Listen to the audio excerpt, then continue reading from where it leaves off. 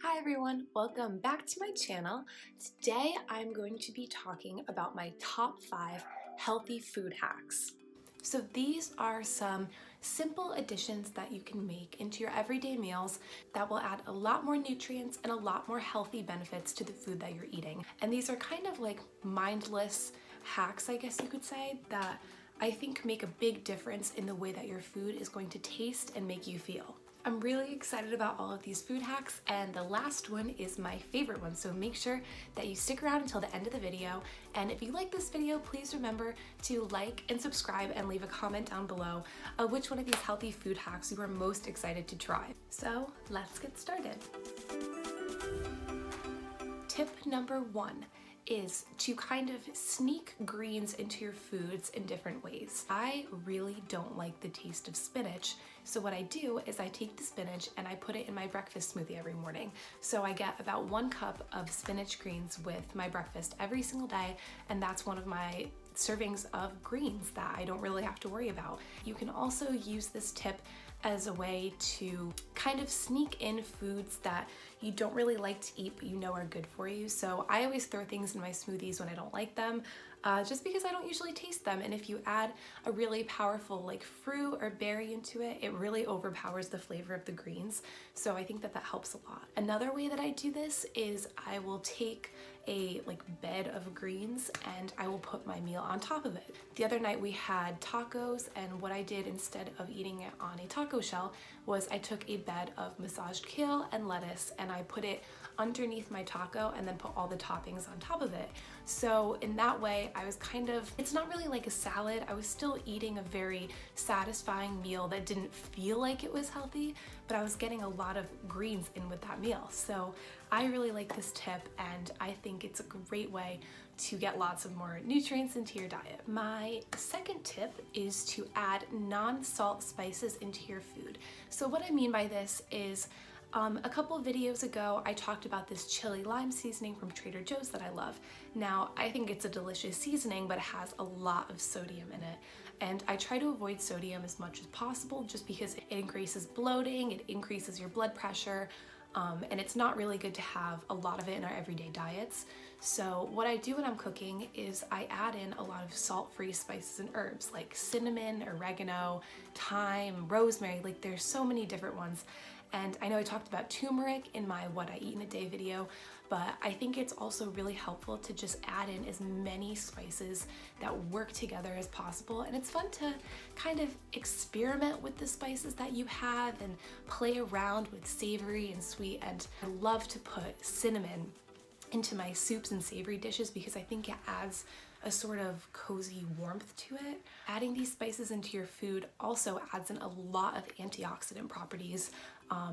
I read somewhere, I can quote it down below, that 1 tablespoon or something of oregano has so much antioxidant properties in it, and just by adding 1 tablespoon of oregano to your soup or whatever you're eating can add so many health benefits. Like, it's crazy to think that just such a simple addition can really boost the properties of what you're eating and make you feel so much better. And like I said before about mixing up spices unexpectedly, it's also fun to kind of come up with little spice blends that you could make yourself. I think it's so fun to just go to the store and see what different, exotic spice blends that they have from different parts of the world, and you can use these on the meats that you make or in your pasta, or you could turn them into dressing. Like, there's so many opportunities to use spices, and I think that they're really underutilized in a lot of college kids' kitchens, especially because people don't really know how to use spices. But the only way you're gonna learn is by trying it out. So why not just throw something together, and if it tastes kind of weird, then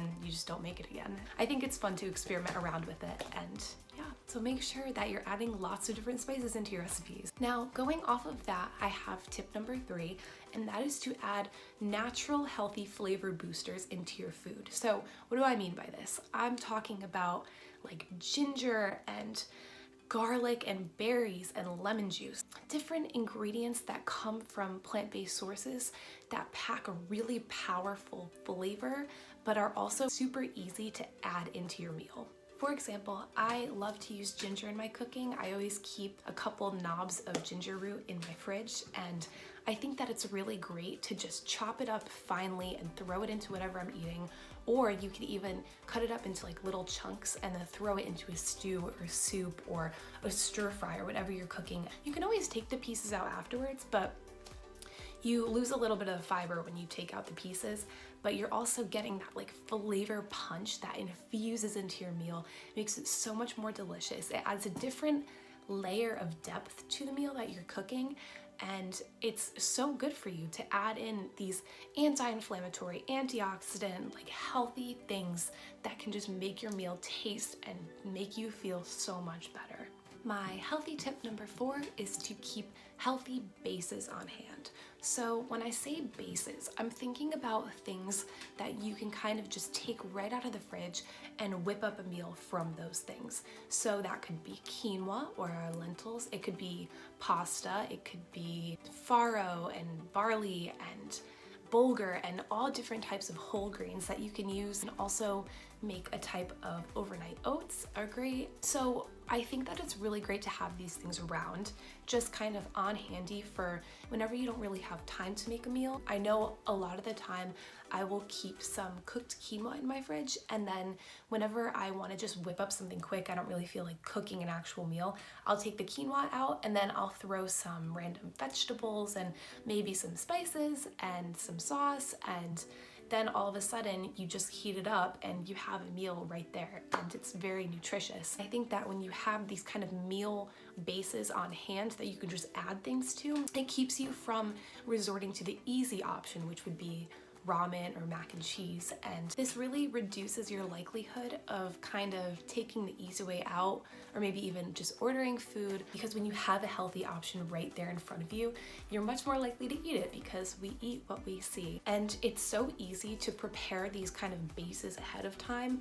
You can just take one day a week in the morning and just like make a bunch of quinoa, make a bunch of farro, and then you just keep it in the fridge, and then whenever you need a little addition to a salad or anything, you can just take it out and use it. And I think it's, first of all, very convenient and will keep you reaching for a healthy, convenient item rather than something that isn't as nutritious for your body. So overall, I think that having those bases ready and available to eat will make you choose healthier options when you're kind of in a rush or kind of feeling a little lazy, and they're really good for you. So lastly, my healthy tip number 5, which is my favorite of all of them, is having a seed mixture.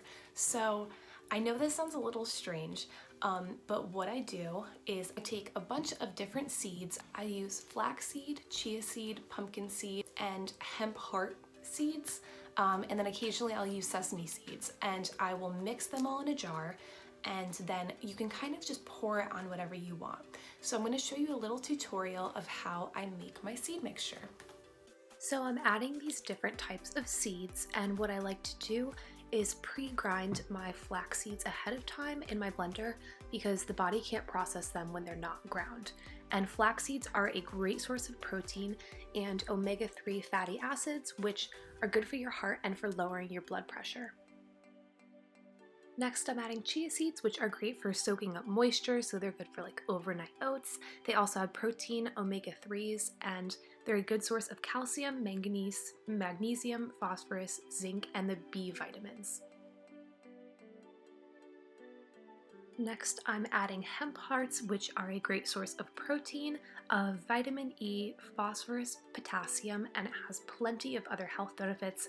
It's also a little messy, so make sure when you're doing this, you try to keep a steady hand.